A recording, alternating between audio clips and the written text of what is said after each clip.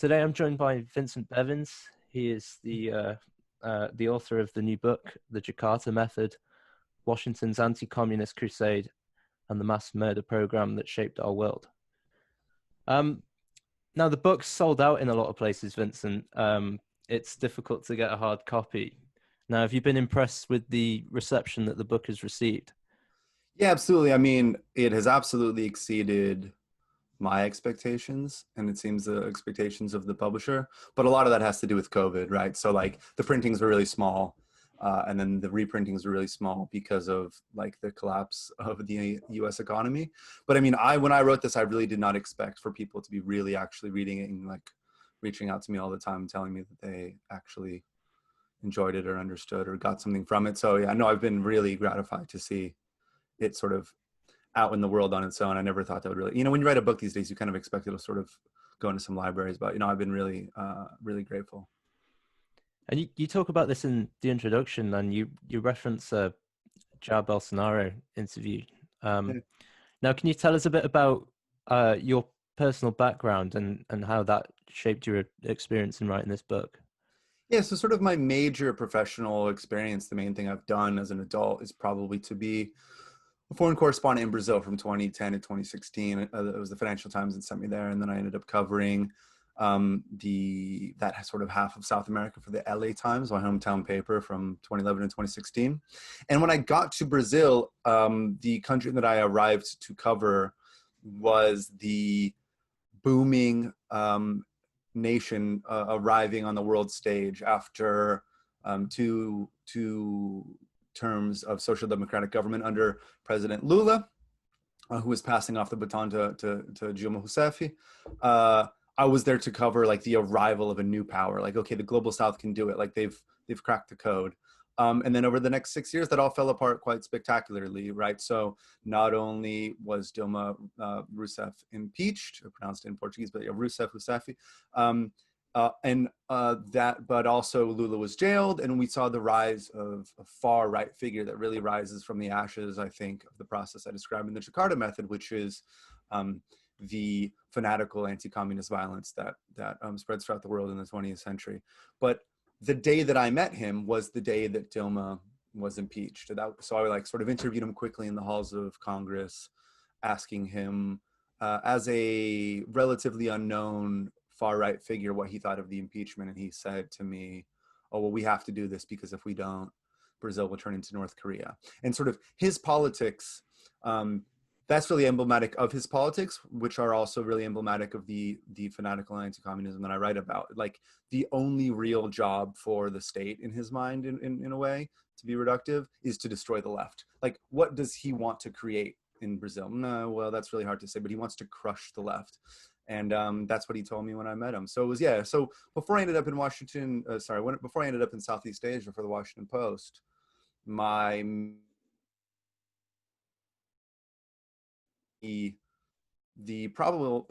the most successful social democratic experiment in a large country in the global South ever crumble, and then arrive at another country in the global South that had a very similar relationship to the violent rupture that gave rise to Bolsonaro. So it was like either luck or bad luck or something that allowed me to sort of crisscross these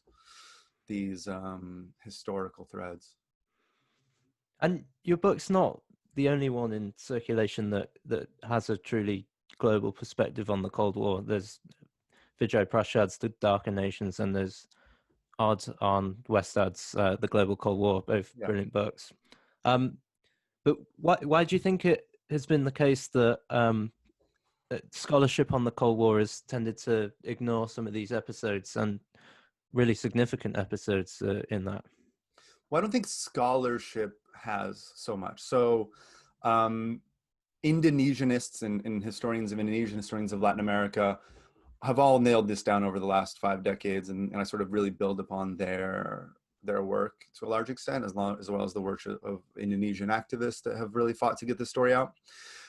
But academic history is usually regional, right? So it usually takes somebody either very, very skilled or a little bit arrogant to create a truly global book. And since I'm not an academic historian, I'm not an academic at all, I could be just a bit arrogant and do something that would be probably prohibited in the academy, to just like sort of somebody of my age just to try to retell the global Cold War in a way. What Westad's two books are the really amazing exceptions to that rule, right? So he and I really build upon them, and I cite them all the time. I mean, I really put the narrative that I established in the Jakarta Method within the narrative that is established by Westad and Prashad as well. But in mainstream English language journalism, in the sort of broad societal understanding that we have of the Cold War in the UK and the US, there is a huge gap in our collective memory as to what happened in Indonesia in 1965, and you know, more broadly speaking, all of the history of dirty tricks and covert operations around the global South. But Indonesia, 1965, you know, especially. I mean, when I moved to Indonesia, which is the 4th largest country in the world by population, you get very educated people being like, "Oh, what's that? No, Micronesia. Like, what is this? Like, it's like an island, right?" And, you know, this is one of the most important countries on the planet. And I think there's 2 reasons we forgot Indonesia in 1965. Just to be clear, and when was, which was the year when there was the U.S.-backed extermination of approximately 1 million innocent civilians. One, the Vietnam War very quickly arose to dominate Western understandings of Southeast Asia. That was a problem domestically for the United States. And so it really occupied the place in the Western imagination, like sort of took up all the space, right? Even though Indonesia was far more important than Vietnam as a Cold War battleground, and everyone in the US foreign policy establishment knew this. And the second reason I think is more sinister. I think that what happened in Indonesia, what the West did in Indonesia in 1965, contradicts so violently our idea of what the Cold War was and who we are, that it has been hard to fit it into that narrative. And when you have an established narrative and you can't get it in there, it just falls away. And I think this has been sort of a task that everyone has failed so far to do. And I think I include myself here, like, how do you fit the lives of those people that lived in one of the 20 countries where US allied governments intentionally murdered people for their political beliefs, for being leftists, for being accused of leftists? How do you fit that into the Cold War narrative that exists in Hollywood, or even in the page of the New York Times and Washington Post, places where I work? I don't really know, but I know that it hasn't happened so far.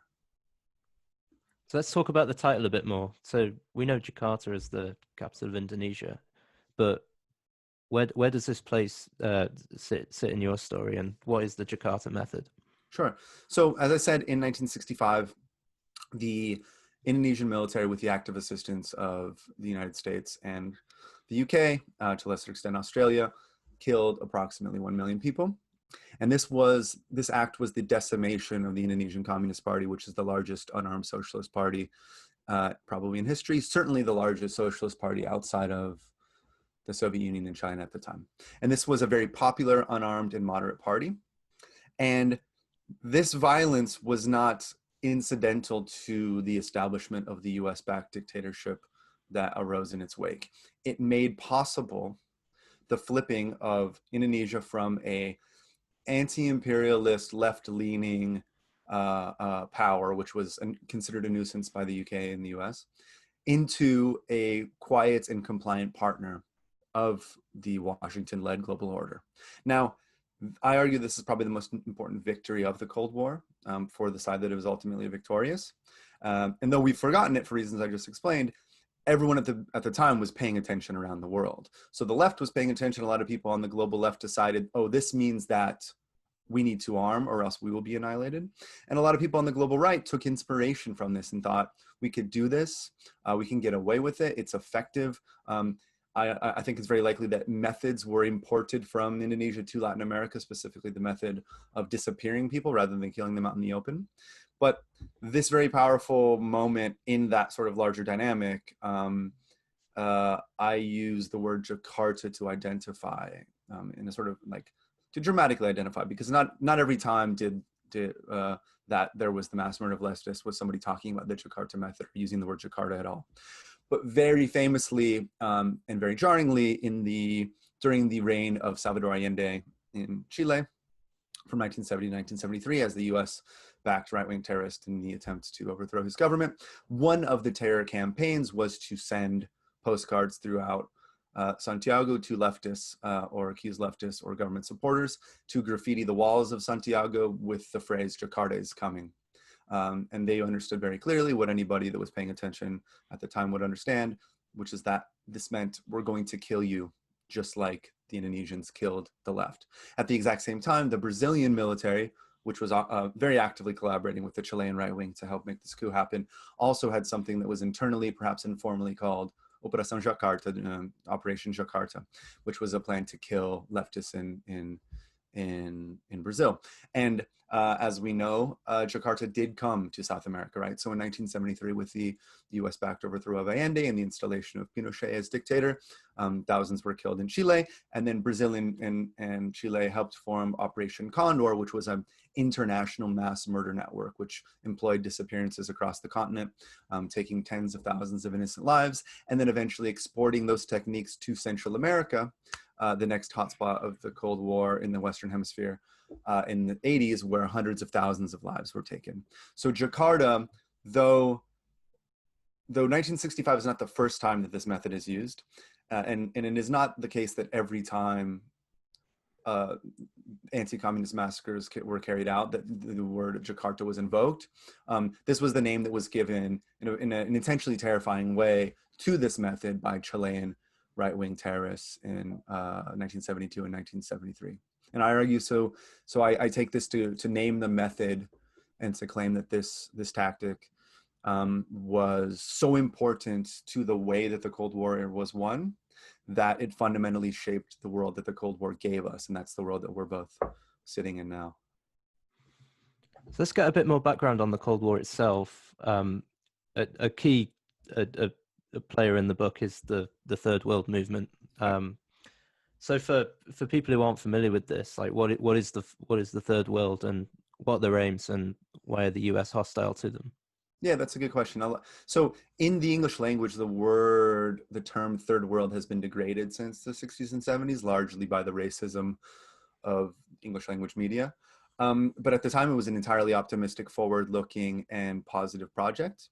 And I find it really useful to start the book explaining the very, very simple division of the world into three parts at the end of World War II, right? So World War II blew apart the order that had been established by hundreds of years of overseas European colonialism, and what you got was the first world. That's where both of us are. It's Western Europe, it's North America, it's Japan. The second world, which is led by Moscow, and then there is the vast majority of humanity, which lives outside of that, of those narrow European led categories. And this was the era in which these countries were getting their post-colonial independence for the first time. This is the first time that they were able to assert formal independence, at least from colonialism, for hundreds of years. And the idea, and this is something that I saw reconstructed many times when I interviewed elderly people who lived through this era. So I saw them remember how much they believed in it.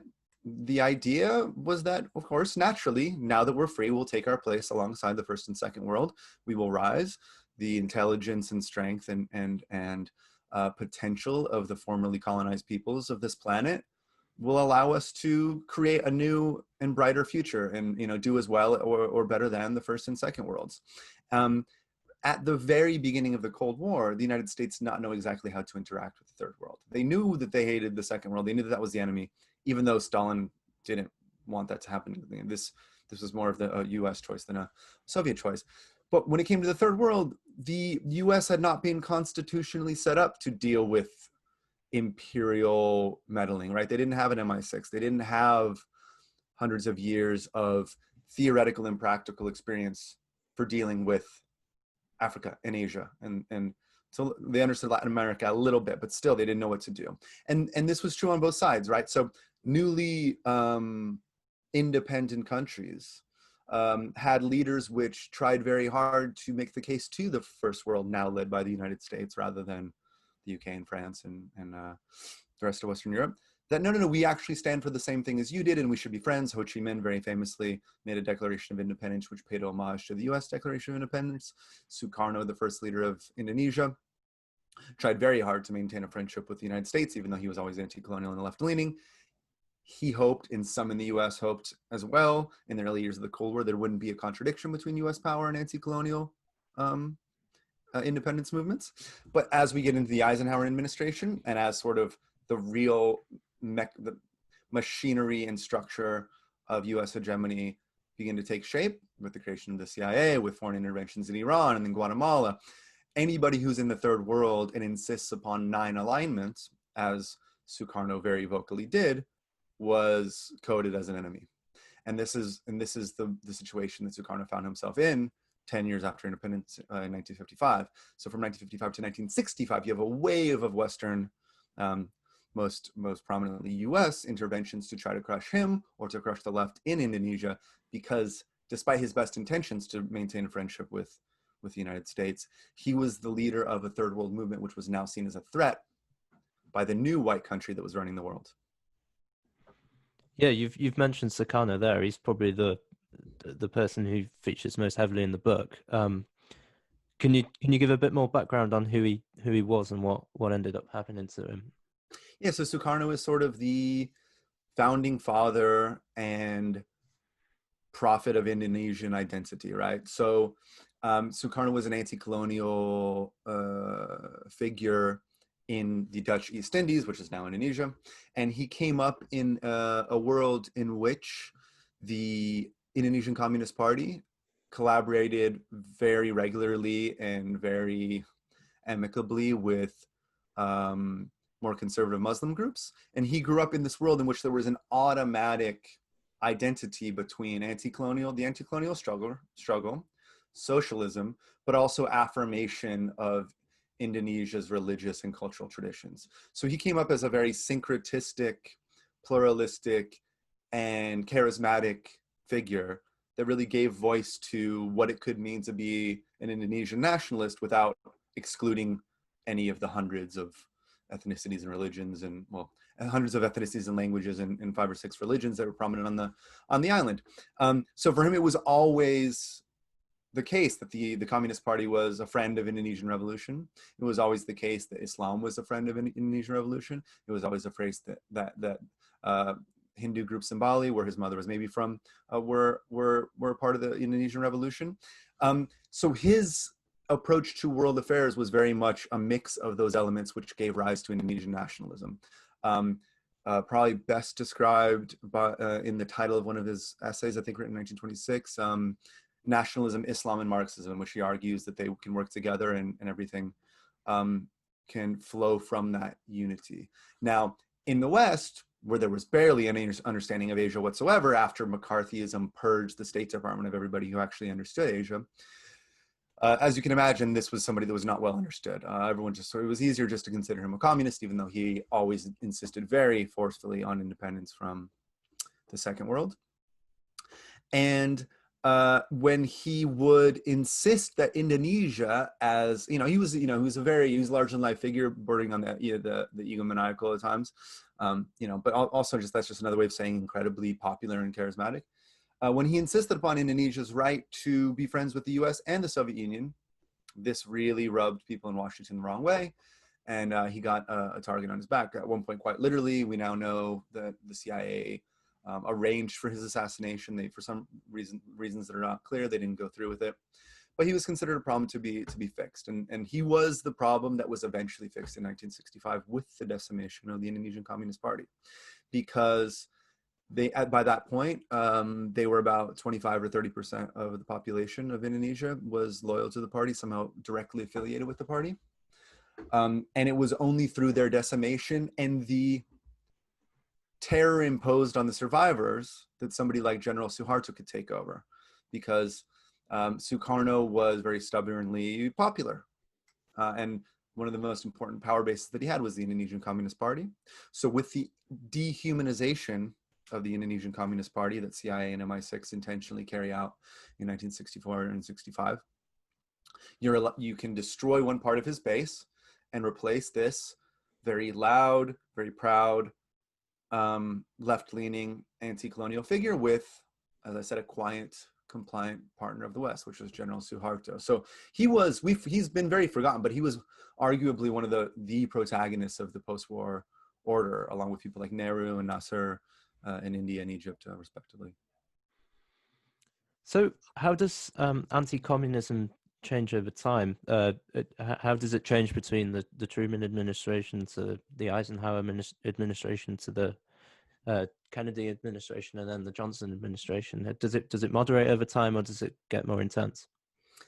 U.S. politics lends itself to intensification of these kinds of things. So I would argue that you had, on the one hand, an intensification, basically up into Kennedy. It became less, it was just entirely impermissible to do anything that which even smelled of support for communism. But there was a big shift between Truman and Eisenhower. This is true. Truman decided to take on communism. This was something that he did, that it was not clear to many people in the world that he was going to do. Stalin didn't expect this. But still, the way that he treated the third world was very different from Eisenhower. Under Truman, there was still the tolerance for people like Sukarno, right? There was still the idea that, okay, well, if you're not directly in the sphere of Moscow and it doesn't look like the communists are going to take over, we can tolerate you for now. Under Eisenhower, you got the CIA really going to work in places like Iran and Guatemala. And he loved this.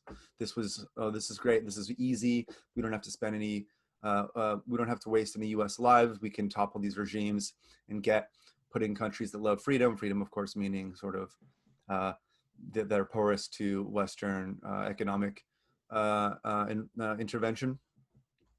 And it was really under Eisenhower that cemented that this idea was cemented that neutralism was the same as being an enemy, right? And then you had a brief, very brief, like maybe a couple days, attempt to realign the U.S. approach to the third world under JFK. JFK was seen by people like Sukarno as one of the most pro third world politicians in the U.S. But immediately the Bay of Pigs blew up in his face, and he ended up taking the same line as the presidents before him, that in Latin America we'll topple whoever we want. And this continued into Johnson's administration, with probably a slight intensification. Probably Johnson was more aggressive towards on foreign policy because he paid less attention to it. He was more concerned with passing his domestic agenda. But it's gradations, right? It became a issue of almost faith in the post-war order in the United States, that anti-communism was one of the most important things that you could be dedicated to as a citizen or as a politician. And you've touched on this a bit already, but it's a big question. But what is the role of the CIA in this story? Yeah, so the CIA was something, as I said, that didn't exist until the first years after World War II. There was, we didn't have MI6, and the guys that were appointed to create something like it were very jealous of and had a sort of inferiority complex towards MI6. But it was our spy agency and our covert operations arm. And immediately they got handed a huge pile of cash. And so they were out there often, and with there were absolutely no consequences when they screwed up, right? When they scored a victory, they got praised. When they screwed up, ruined a country, nothing bad happens. So it was upon them that Britain leaned in '53 to make sure that Iran got smashed back into the place that sort of Anglo-American oil powers thought it should be. It was in Guatemala that they scored their really big victory in 1954 in the Western Hemisphere, when Jacobo Arbenz was overthrown and replaced by brutal, almost feudal dictatorships for the next 40 years. And it was upon the model established in Guatemala in 1954 that the CIA created a campaign to destroy Indonesia in 1958. So they started bombing the country in the attempt to break it up. This is one of their many attempts to stop Sukarno and the left in Indonesia. And one thing that in our understanding of 20th century history, we do have an understanding that communists traded tactics. Like we in the popular understanding of communism, we know that, okay, well, that's a communist thing to do. But what we don't recognize as often is that pro-capitalist or US-backed um, regime change operations learned from each other across the globe and traded tips, over the decades, and sort of accumulated knowledge and traded tactics, traded personnel, and got better and better at what they were doing and repeated the things that work and dropped the things that didn't. So the CIA, of course, is the not the only, but the most active agent of the regime change in the early Cold War. And the things that they did in the run-up to 1965, the massacre in Indonesia, are still declassified. I asked them to tell me. We still don't know exactly what they did, but we know that CIA and MI6 were actively agitating for a clash between the left and the right in Indonesia, hoping that the right would crush the left, which is exactly what happened. And you've touched on the Bay of Pigs invasion. I want to talk a bit more about that. So how does anti-communism play out in Cuba in the 1960s? Yeah, Cuba's an interesting case because it's like it was like not supposed to happen. So I think a nice way to tell this story is through the life of Che Guevara, who, the Argentine doctor who happened to be in Guatemala in 1954 as the CIA very clumsily and obviously and violently overthrew a liberal reformer at best, probably would be a centrist by today's standards. And he was there and he witnessed what was happening. He thought that the Guatemalan people should rise up and try to fight this directly.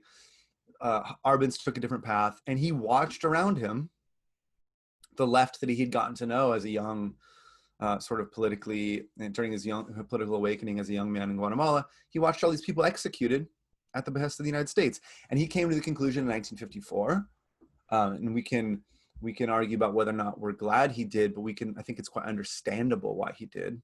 He came to the conclusion that in the backyard of Latin America, the democratic road to social reform was blocked. The United States would exploit any pacifist movement to create something like socialism, or even to claw back some control of natural resources from foreign economic powers. So when he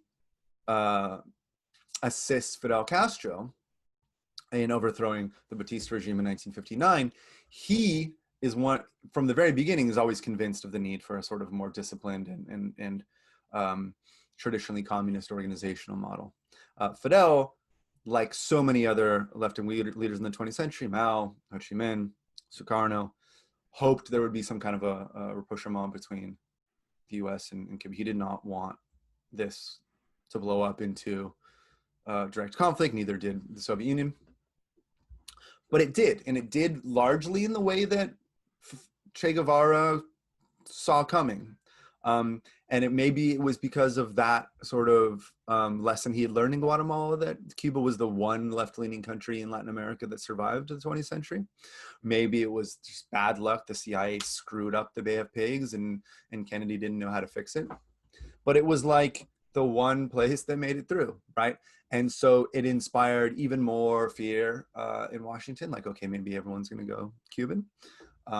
It put the Soviet Union in a strange position because quickly they had like an ally in the backyard of the United States, and they quickly backed down on when it came to the Cuban Missile Crisis. But Cuba was important for the Indonesian story because at the 1955 conference that Sukarno put together,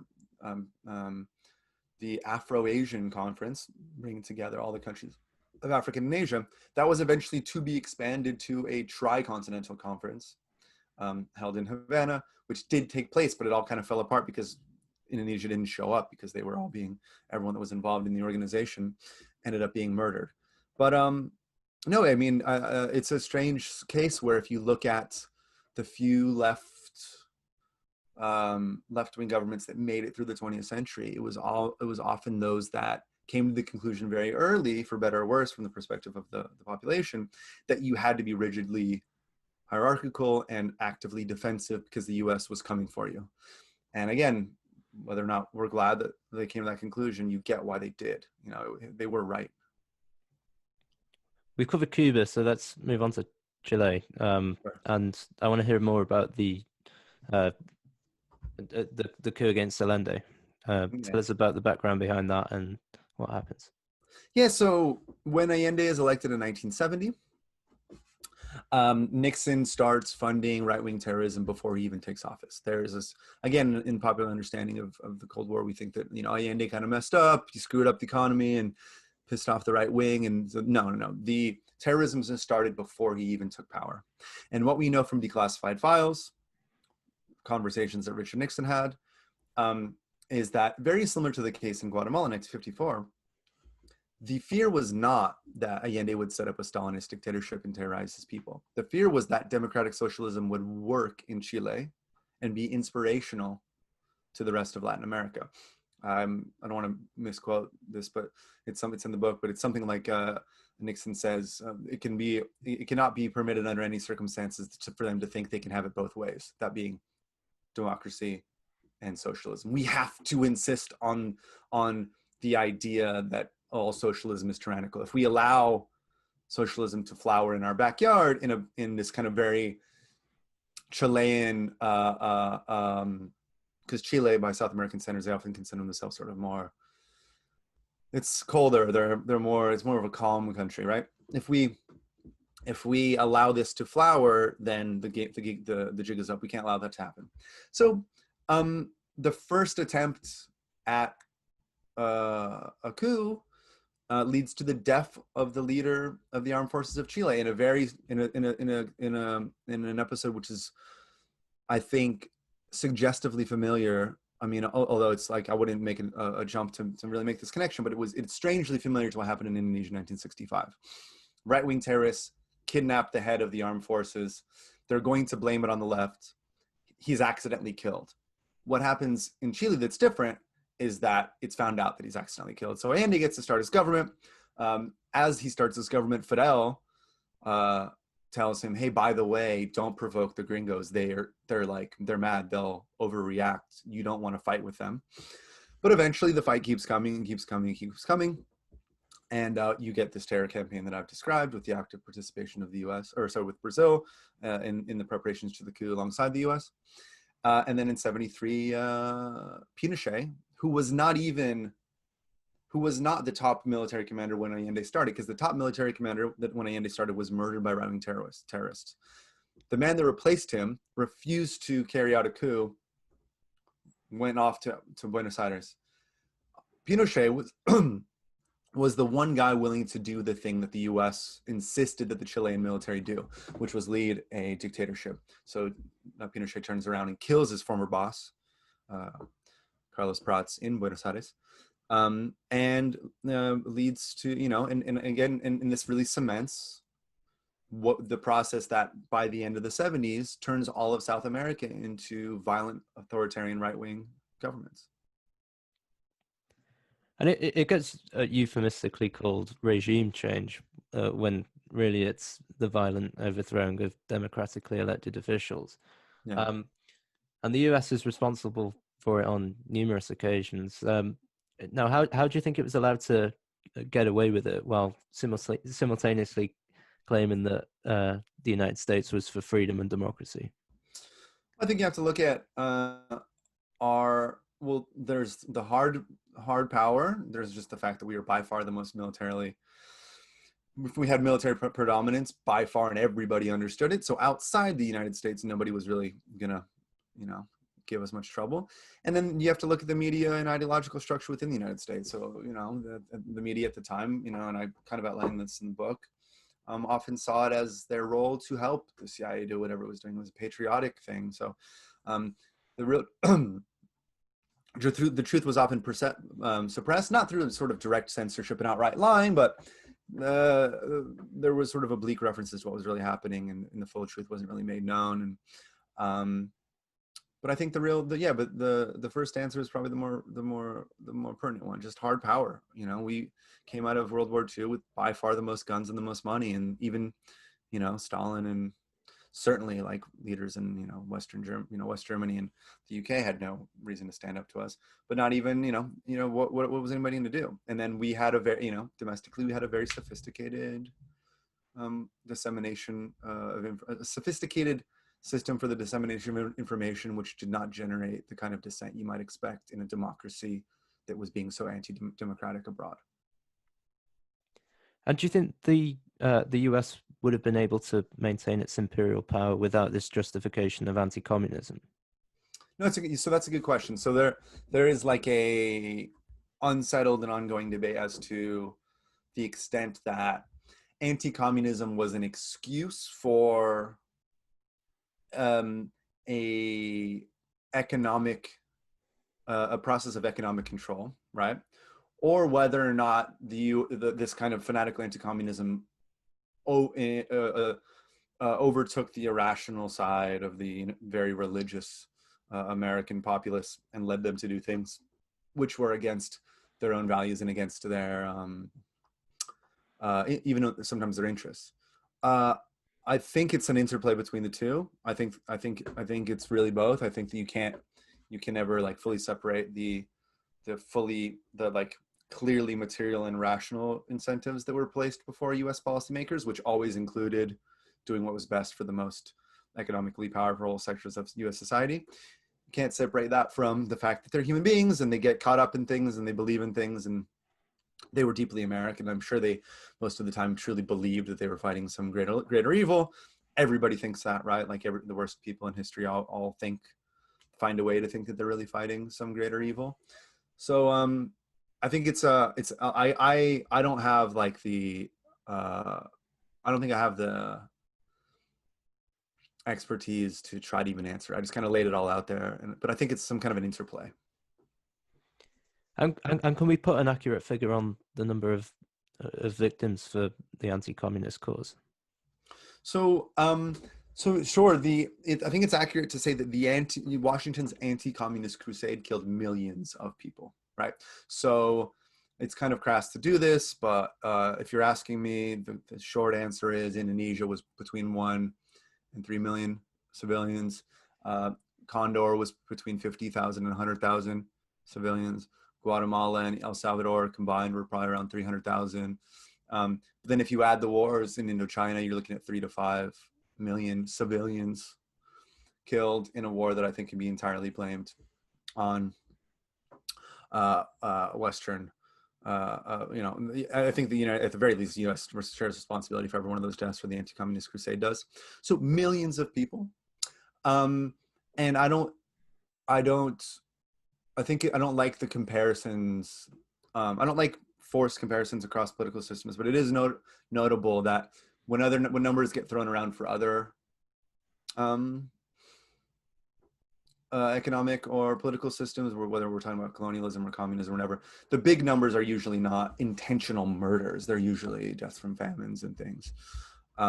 So there were certainly points in the Cold War, I think probably from 1962, 1990, that U.S. client regimes murdered far more people than the Soviet Union and its client regimes did, which is a tabulation made according to Freedom House numbers, a very right-wing organization done by a historian that I quote in the book. So I don't like to play who's worse or whatever, but it absolutely has to be reckoned with. This was a serious and this is a tragedy of almost incomprehensible scale. And we could be all night discussing whether China's a communist country or a state capitalist one. But do you think the inflammatory rhetoric against China today is symptomatic of a continuation of this anti-communist spirit? It's the same country. So this is one point that I try to make when discussing, why are you talking about anti-communism when communism did all this? Well, it's like, well, one, because these people had this happened to them and they deserve to have their story told as well. But number two, the Stalin Soviet Union doesn't exist anymore. However, the CIA and the US military and the Pentagon and all of the structures that did all the things in the Cold War exist in basically the same form. I mean, these are the exact same institutions that operate more or less according to the same logic, and they inherit sort of ideological residues from the people that came before them. It would be incredibly surprising if they did anything that was not related to the Cold War. So I think I don't know enough about the new Cold War or whatever to be really precise, but I think you have to be always conscious of the fact that this is the same government. We didn't fix the US government or change the nature of the institutions that carry out all the things that I describe in the book. And I won't keep you for too much longer. I've got two more questions. Sure. So one's about the subtitle. It's Washington's Anti-Communist Crusade and the Mass Murder Program that Shaped Our World. So how do you think well, we've talked about it in respect to China, but how do you think this anti-communist cause still shapes politics today? Well, so I think I sort of started to describe it, but I stopped halfway. When I used to ask, not when I used to, when I asked all the survivors of this wave of violence what they used to believe the world was going to be like now, a world would open up behind their eyes that you could tell they truly believed in, and it was a wonderful, realistic goal that they believed they were working towards. And that goal would be the success, you know, very simply put, the success of the third world movement. They thought that their countries would stand up alongside the first and second worlds. And that very much did not happen. And I think there's a multiplicity of reasons that didn't happen, but one of them is that this movement was crushed, right? So maybe they wouldn't have gotten it done on their own anyways, but it certainly doesn't help when the most powerful country in history is killing your leaders and wiping out the core constituency of a project. So just the fact that we live in the type of US-led capitalist global economy that did not seem inevitable to a lot of people in 1950, 1960. I think that's the most obvious one. Or at least that's the most wide-ranging. The most obvious is the tens of millions of people that were victimized and are still traumatized by being family members or friends of the victims. And then you get the fact that not only did you get US-led capitalist hegemony, US-led capitalist economy that is the organizing principle by which almost everything we do happens these days.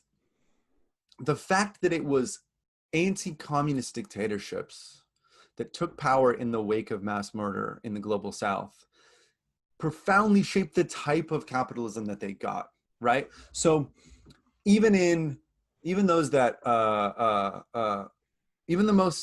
the people that would most loudly celebrate or argue that capitalism is the best system for the global South in the post-war period, it's supposed to have an interplay of forces that allows for real competition, that allows for market forces to actually work, that allows for people to rise up. The type of capitalism created by regimes like Suharto's or Ferdinand Marcos's in the Philippines, or all of the South American dictatorships, are probably a further deviation from the capitalism we learn about in sort of in university courses than sort of Albania was from Karl Marx's idea of what socialism was. You have such a profoundly deformed crony capitalism that you don't have market forces, you don't have development, you have basically the quasi-feudal extraction of resources for export to the first world, a tiny coterie of people at the top stealing all that money and killing anybody that speaks up about it because they can always use the threat of communism as an excuse to kill them. So I really think the political economy of the global South is shaped at those two levels. Like on the one hand, capitalism won the Cold War. Maybe it was going to anyways, but a big part of why that happened is these mass murder programs. And at the domestic level, the kind of capitalism that like dozens, if not more, countries in the global South actually got was shaped by that mechanism being so fundamental to the creation of those regimes. Fascinating stuff. And I'll finish with this one. It's a big question, and you can give whatever answer you like to it. But what impact do you want your book to have in the long term? Yeah, I don't know. I mean, I did like, the really basic answer is that when I got to Indonesia in 2017, I thought that this moment history was so important to the 20th century and how things turned out, that it needed to be reinserted into our understanding of the 20th century. And I think that just at the very minimum, that it is recognized as an important part of the Cold War. That, you know, 1964 in Brazil, 1965 in Indonesia, we can sort of loudly and convincingly make the case that this really mattered and should not be ignored.